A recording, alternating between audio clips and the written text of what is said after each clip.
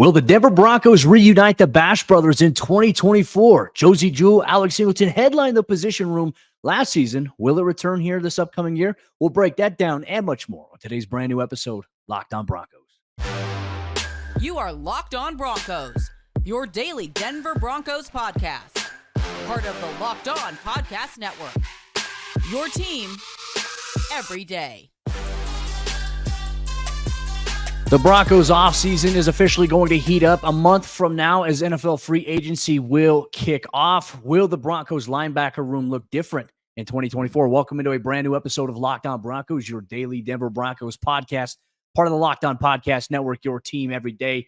Thank you so much to Broncos Country and all the everydayers out there for making us your first listen of the day every single day. Just a reminder, you get Locked On Broncos every single day all year long for free on YouTube or wherever you get your podcast. So do us a favor, if you haven't done so already, hit that subscribe or that follow button so you never miss out on what's going on with your favorite team from an objective point of view. I'm Cody Roark, cover the Broncos for Mile High Sports as a reporter every single day. Joined alongside, as always, by Sayre Bedinger, who covers the Broncos for predominantlyorange.com as their site expert.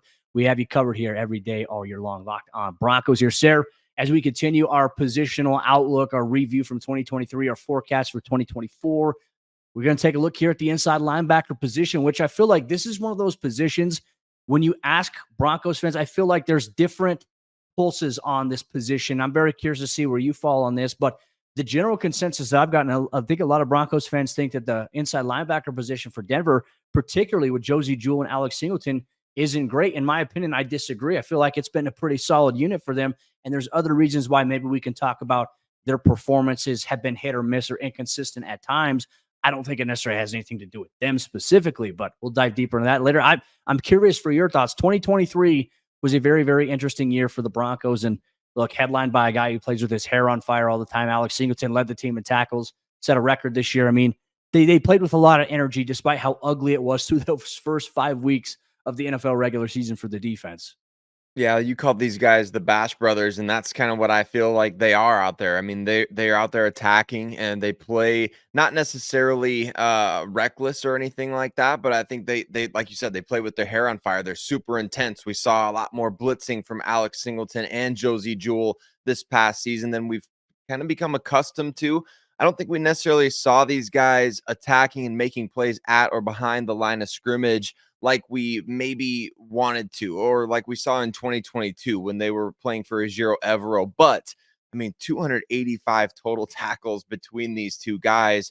They are productive. They're, like I said, making plays as pass rushers at times when they're asked to do so, making plays in coverage. But I think the tension here is that there's maybe something to be desired. Like Broncos Country sees the Fred Warners of the league, and they're like, well, that's what you got to strive for. And it's like, well, there's not many Fred Warners out there. And of course, I think athletically, Josey Jewell and Alex Singleton, they may not be on the top tier in terms of where guys are at. I mean, again, to use the 49ers or even the Baltimore Ravens as an example, right? The guys that they have at that position, there's so much, their time speed is crazy. The vertical jump off the charts. I mean, they're RAS guys, relative athletic score heroes playing for those teams. The Broncos don't necessarily have that. What they have is two guys that play instinctive. They know what they're doing. They're always in the right place, or typically always in the right place.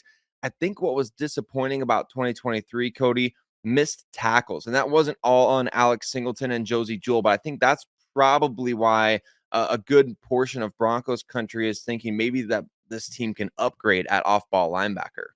And to me, I feel like that a lot of that is maybe scheme issue or even personnel issues. You and I have talked about this, I think, various times throughout the season and kind of the buildup, especially when Denver's allowed a lot of yards on the ground.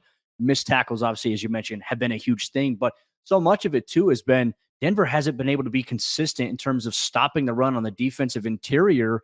And there were times where they would go outside or try to kick inside just where, the outside linebacker was, because they would pin a defensive end inside, or, it was easy for an offensive line for an opposing team to double down initially on the 3 technique or, whether it was a 2-eye, whatever, and then to be able to get up to the play side linebacker, which when you have an offensive lineman coming up and getting hands on you at the second level, that's an issue. And so Denver, we'll obviously dive deeper, and I think later on this week talk about the D-line. Denver needs better defensive line penetration. They need guys who are dogs against the run there. I think it'll make the inside linebacker's job a lot easier. But yeah, I mean, I agree with you. It's hard today to find guys like the Greenlaws and the Fred Warners and the Patrick Queens, the Roquan Smiths of the world. Like at inside linebacker, there aren't many dudes out there who are built like that. And it's hard to find a guy like that. So I think when you look at the standard around the NFL, those teams are like exceptions to what you have at that position. Really good players. Everybody else is, as you mentioned, instinctive. And Denver could obviously be better in coverage. I think so much of it is going to be relative to scheme. And I'm very curious to see what Sean Payton and Vance Joseph have decided and talked about when they look at linebackers specifically. Where did Denver excel? Where did they struggle? And how can they improve those areas where they struggled? I think that's the question we have for this position going into the offseason. But also at the same time, you look at maybe even some of the depth at inside linebacker. We thought going into the year, Denver was going to be relatively deep. Obviously, they drafted Drew Sanders out of Arkansas in the 3rd round. And then Jonas Griffith, who we all talked about, has all the potential in the world to be a really good starter in the NFL. Super athletic, super physical, probably the best body type on the entire roster for Denver. Goes down with an ACL injury in training camp.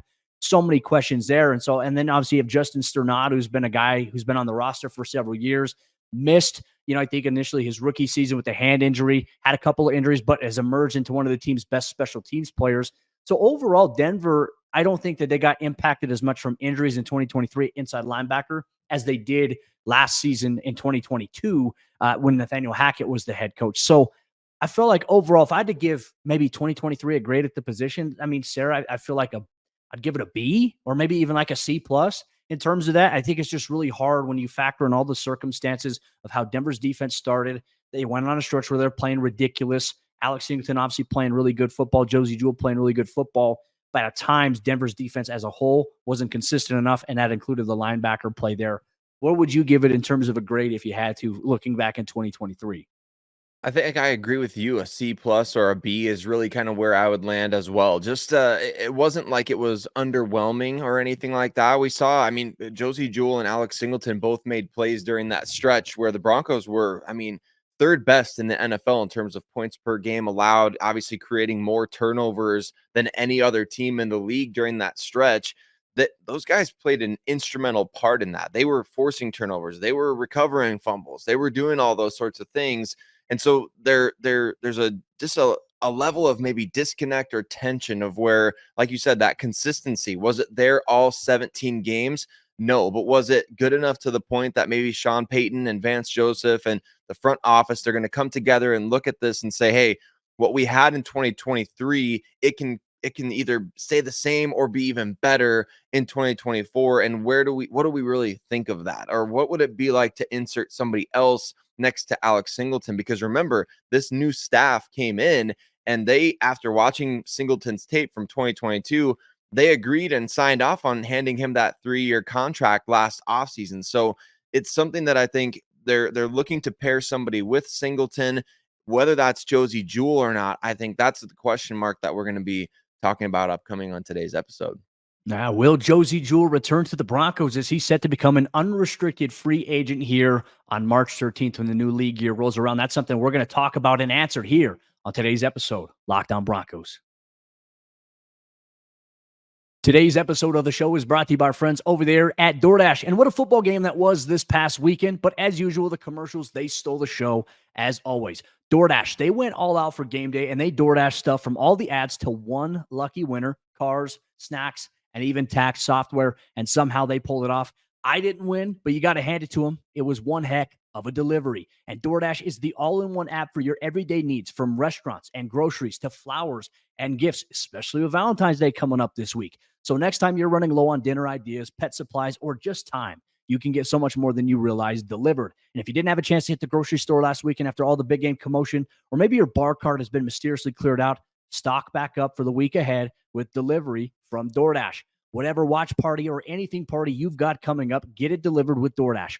Football season may be over, but we're in the thick of basketball games, this school year, and let's face it, winter. And I can think of a million reasons daily to order DoorDash, so hop on the app and make your day a little easier. Get dinner for tonight, groceries for the week, or a consolation prize for your sad friends that are in San Francisco, all on DoorDash. DoorDash, your door to more. Head to the DoorDash app to get everything that you need delivered. Are we going to see Josey Jewell back with the Denver Broncos in 2023? What does the future hold for Drew Sanders, who was initially drafted as an off-ball linebacker but ended up playing off the edge? We're going to discuss those questions and more facing the Denver Broncos off-ball linebacker or inside linebacker position here in 2024. But I want to say thank you and give a shout out to all of you everyday listeners of Locked On Broncos out there.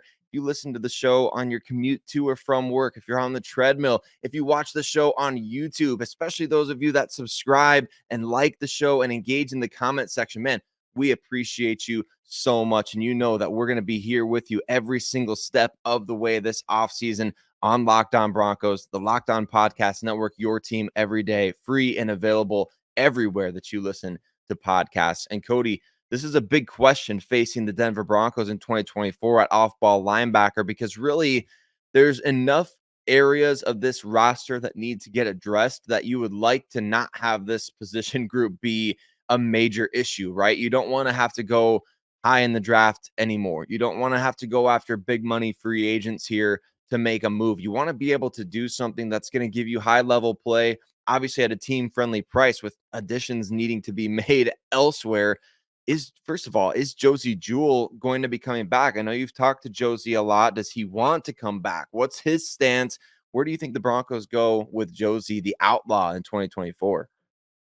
Part of me thinks he will be back, and he's expressed to me, he's expressed openly in the media, he'd love to come back to Denver. They've got a really good bond inside that locker room. And look, I think the defense, they all spend time together away from football, which is good because then you have chemistry off the field, which can help you with your chemistry on the field. Josey wants to come back to Denver, but he also understands, hey, this is the business side of the National Football League. There are going to be teams that are going to be interested in him. And ultimately, I think at this point, for Josey, a veteran guy, and obviously, as you know, an Iowa Hawkeye that you know and love, he will get the opportunity. Maybe a team will pay him a lot of money. And also, I think maybe he's going to weigh, like, will he take a deal where maybe he was kind of similar to what he made last time, but does he have a chance to go play for a contender? I think these are things that are appealing, but he would love to return to Denver. And I think a lot of it's going to be contingent upon where's the team at. You mentioned NFL free agency. Well, I don't think Denver's going to be able to go out there in free agency and get a linebacker, a top tier linebacker that'll be an upgrade over what Josey can bring to the table. Look, you're not going to get a guy like Patrick Queen. Look, he's going to hit free agency, I believe, as well in Baltimore. Denver's not going to have the money or the financial means to be able to do that and to go pursue a guy like him, as good of a player as he would be there.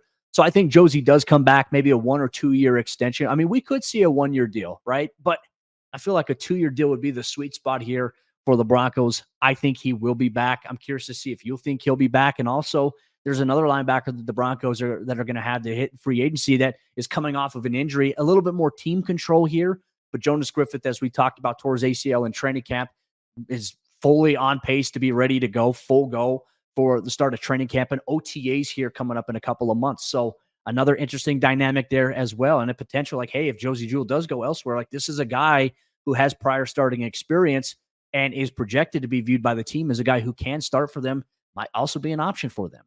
Well, and I think a budget-friendly option too. Like that's something that has to be considered here is the Broncos are going to be relying upon, the development of players from within and guys that can, produce greater than their financial means, right? They're going to be looking for the most cost-effective, and that's not to say they're going to be pinching pennies at every single position group, but the off-ball linebacker position is one that historically I think you can pinch pennies a little bit and get great value. You don't necessarily have to pay the Roquan Smiths, the Fred Warners to be able to have this kind of great linebacker play. I think where the Broncos go, it's going to be interesting to see. I do think Josey Jewell will come back on, like you said, a 1 to 2 year deal. But I also like the idea of Jonas Griffith coming back into the mix, coming off that injury. Like you said, great body type, 6'4", 250 pounds, guy tested off the charts coming out of college. The Broncos felt like he was going to be a special teams guy and kind of stumbled into, remember the offseason in 2022 where it's like, man, we cannot keep this guy off the field. The potential is there. And so you've got to take some shots like that. We talk about this every offseason. You can't fix every roster need with a first or second round pick or a big money free agent. That's how a lot of fans want to operate in the offseason. You just can't do it. You have to rely on player development. You have to rely on hitting on some of these dart throws.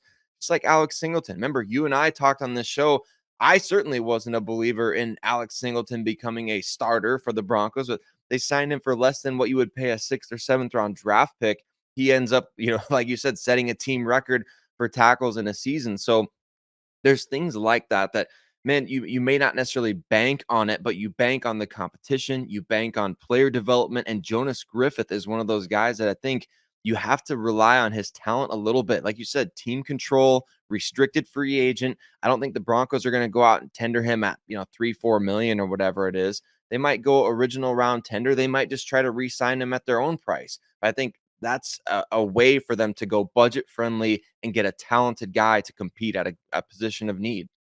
When you talk about a guy that has some of the traits that, not saying he's Fred Warner, but he has some Fred Warner-like traits to his ability, or Dre Greenlaw-like traits to him. Now you talk about elite relative athletics, where he's a true rascal. If we're really talking about it, he's gotten and he's demonstrated flashes that on tape already. I think George Payton sees the vision for him. As long as George Payton is here, I think that Jonas Griffith will be around. I think so much will also be contingent upon what we see here from Sean Payton going forward. But yeah, I think it's a valid question. Now, there's another one that we have to ask here. Drew Sanders, who they drafted in round 3 of the 2023 NFL draft last year, started off as an off-ball linebacker, moved to edge rusher. Will he go back to off-ball, or will he stay at edge? That's a question I feel like we definitely are trying to figure out. Maybe Sean Payton will give us that answer when he meets with us at the NFL Combine here in a few weeks. Yeah, I can't wait to see what their plan is for Drew Sanders, because he's so talented, and we got to see that a number of different times last year in the preseason, working as an off-ball linebacker. He had that interception, and I think we saw the potential, the flashes, but the instant impact, I don't know if the Broncos necessarily banked on that being in, his rookie season. I think they knew that this was going to be a year of kind of discovery, giving him reps at either spot, training him with guys at the coaching staff. Like, remember, they brought in Rob Ninkovich last offseason. That's a guy that versatility is the name of his game, So there's different people that they brought in. Michael Wilhoit, he's played a lot of different roles as an NFL player as well. The outside linebackers coach, Jamar Kane, coaching up guys who float between D end and, outside linebacker. So the versatility aspect of Drew Sanders' game is fascinating. I think you would love to see him be able to find a home at off-ball linebacker. And if the Broncos believe that that's where his home could be, and just maybe floating him around the defensive formation, I think maybe they do say, hey, Josey, we've loved having you. We'll see you soon, or see you later, and let Drew Sanders take that role full time. That is going to be crucial. And like you said, maybe we'll glean something more from Sean Payton as he talks at the scouting combine, things like that. But Drew Sanders, I don't know. I don't know where I liked him better, Cody, last year. It was limited reps at both spots, off-ball linebacker and edge rusher. I don't know where I liked him better. I don't know what your thoughts are there too, but man, he's a fascinating case that could determine some direction on this roster in 2024. Well, we're going to open the floor up to you, everybody in Broncos country listening or watching on today's episode of Locked On Broncos. Where do you think Drew Sanders will stick? Will he stay at outside linebacker, or will he move back to the off-ball linebacker position? Drop it in the YouTube comments if you're watching there. One thing we are going to do, we're like weathermen here. We're going to give a little bit of a forecast of the 2024 season, specifically at inside linebacker. We'll share that here on today's brand new episode, Locked On Broncos. Today's Locked On Broncos podcast is brought to you by our friends over there at FanDuel Sportsbook. And FanDuel, as you know, it is America's #1 sportsbook. And get your buckets with your first bet on FanDuel, America's #1 sportsbook, because right now, new customers get $150 in bonus bets with any winning $5 bet. If you sign up as a brand new customer, you place a $5 bet that wins, you're automatically going to get $150 in bonus bets if it wins. You can bet on all your favorite NBA players and teams. Now that football season is over, the NBA season is in full swing, and you can go on to quick bets. You can get live same-game parlays, exclusive props, and more. If you believe Nikola Jokic is going to win the MVP this year, that's obviously a safe bet for you to place on FanDuel, America's #1 sportsbook. You can see all the different things from the money line, what the spread is for various games that you're going to see on your NBA lineup on a day-to-day basis, all over there on FanDuel. Just visit FanDuel.com/lockedon and shoot your shot. Once again, FanDuel.com/lockedon and shoot your shot. FanDuel is the official sportsbook partner of the NBA. As we jump into the fourth quarter action on today's episode of Locked On Broncos, we'll get into the forecast of the inside linebacker position, sharing our predictions as to what that position room will look like here this upcoming season. Before we do that, we just want to say thank you so much once again to everybody in Broncos country, all the everydayers out there, for making us your first listen of the day every single day. Even though that the offseason is here, there's still so much to talk about. There's still so much to build upon here as the team prepares for the offseason, the NFL Combine coming up, NFL free agency, the NFL draft. You don't want to miss out on anything that's going on with the team. We give you all the inside information from an objective point of view, and you get that here. So don't forget, make sure you tune in every single day, all year long, wherever you get your podcasts or on YouTube. Get into our weather forecast. Look, I feel like if you ever want to be in an industry where you're more than likely going to be wrong more than you're going to be right, you either choose to be a weather person or you get into sports media, right? There's two things there. And look, we're in sports media here. I've had plenty of wrong takes and observations. We all have here. But I think it's always hard to project maybe what a position room is going to look like, what decisions a team is going to make. I think you and I kind of shared our thoughts a little bit earlier here in the last segment. I think we both believe that Josey Jewell is going to be re-signed to a team-friendly deal. And I think if that's the case, like that means that you have a plan at least for the foreseeable future at that position. You've got Alex Singleton locked up for quite some time here. So what does this mean going forward? What are some areas where Denver needs to improve at that position? I think that's a very, very interesting conversation here. If the Broncos run it back with Josey and Alex Singleton, what is it, in your opinion, Sayre, that they, from a positional standpoint, can do better themselves? Well, I think coverage aspect is where a lot of fans are feeling this linebacker position is lacking because these guys aren't super dynamic in space. And really, linebackers over the course of history, they're not going to be, right? They're bigger guys. They attack the line of scrimmage. They're supposed to go take on blocks and they're supposed to make plays behind the line of scrimmage. They're not necessarily always going to be able to cover man to man some of the best pass catching running backs or tight ends in the NFL. So there's never going to be, in my opinion, a Travis Kelce killer. We saw Fred Warner get juked at line of scrimmage in the Super Bowl by Travis Kelce, and Kelce's my age, Cody. So I mean, we're talking about a guy who's entering his mid-30s here, still juking Fred Warner out at the line of scrimmage. I mean, shouts out to the mid-30s kings out there, but I think there's not going to be a guy at linebacker that's going to be able to do that. But what you need is consistency in coverage. And so I think that's where these guys have been lacking. And is the sample size too big now for both Josey Jewell and Alex Singleton? I didn't put this in the show notes, Cody, but I had an interesting name I wanted to throw your way here. How about a guy like Isaiah Simmons, who was traded away by the Arizona Cardinals right after Vance Joseph was let go by that team, obviously. He gets traded to the New York Giants, had a season this past year where he didn't allow a single touchdown in coverage. So vast improvement from Isaiah Simmons this past season. Maybe a budget-friendly guy to look for there if the Broncos want to keep Drew Sanders off the edge, if they want to say, hey, Josey, we're going to go for a higher upside. I think that guy could be an interesting name to watch for in the offseason if the Broncos do go for somebody in free agency. Feel like it'd be a very interesting conversation because I remember when Vance was the DC there, like the conversation that you saw on social media was Vance ruined Isaiah Simmons, right? And I don't know how much truth there is to that or whether or not like it's a fallacy or anything like that. But we know it coming out of college in Clemson. Remember when we were like, man, if the Broncos could just somehow get Isaiah Simmons, it would be an unbelievable pairing here alongside Justin Simmons for Denver secondary in terms of what they can do. But you mentioned a guy who's kind of like a hybrid safety linebacker. I think in today's NFL, you need that. And maybe you could kill two birds with one stone. We already know some of the concerns about the Broncos safety position, the depth at that position overall. Simmons is a guy that can also play special teams for you as well. So, I mean, I don't think that's a far cry to maybe look at and be, I wouldn't be surprised if it happened, but I would be very curious to see if there's any Cardinals fan that somehow stumbles upon this. Let us know a little bit deeper. Like what happened with Simmons and Vance Joseph in Arizona? Was it Vance Joseph's fault for what happened? I don't know. Was it an organizational thing? Could be. Not sure at this point here. But you talk about Drew Sanders maybe continuing to stay at the edge rusher position. I think Jonas Griffith, you and I are in agreement, will probably re-sign with the team. I think really the bigger question here, Justin Sternad also set to become a free agent.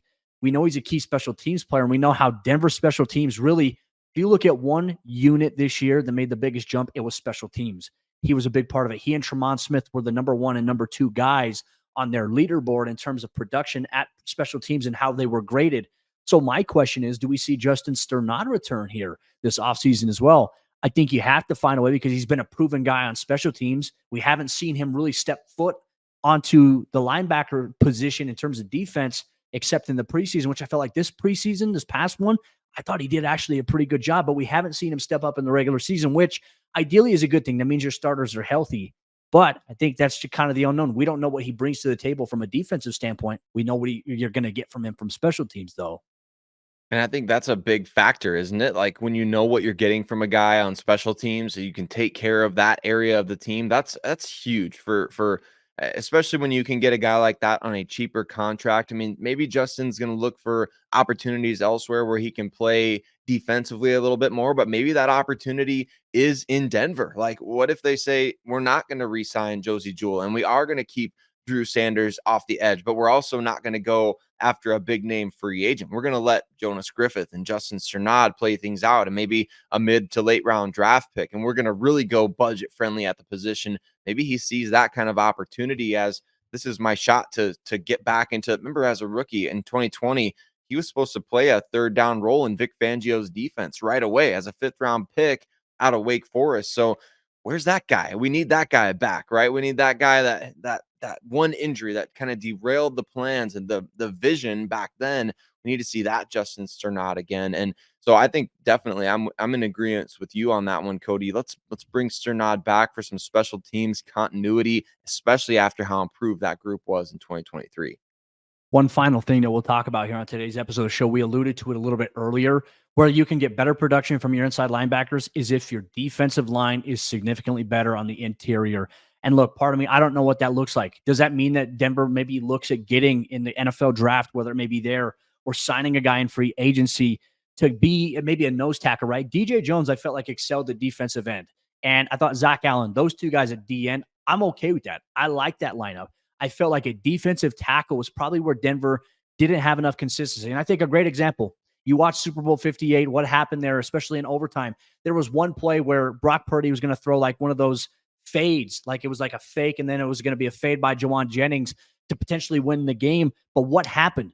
Frank Clark happened on a defensive interior to pressure Purdy, and it led to obviously an incomplete pass, which led to them kicking a field goal in OT. Sayre, in my opinion, Denver has to get a disruptor, a guy who can rush the quarterback at the defensive line position on the interior. If Denver's defensive line is better, I think the inside linebacker production will be more consistent next year as well. And I think that's going to be something we have to monitor here very closely going forward, which really kind of sets the stage for all you everyday listeners out there in Broncos country. Tomorrow's episode of Locked On Broncos, Sayre and myself, we're going to take a look at the Broncos defensive line position. We're going to look at who was in, who may be out, and what does the forecast look like at that position specifically now that Marcus Dixon has parted ways with the team. Going to have a new D-line coach. How will that impact what the team decides to do this offseason? We'll break that down and much more on tomorrow's brand new episode, Locked On Broncos. We'll see you then.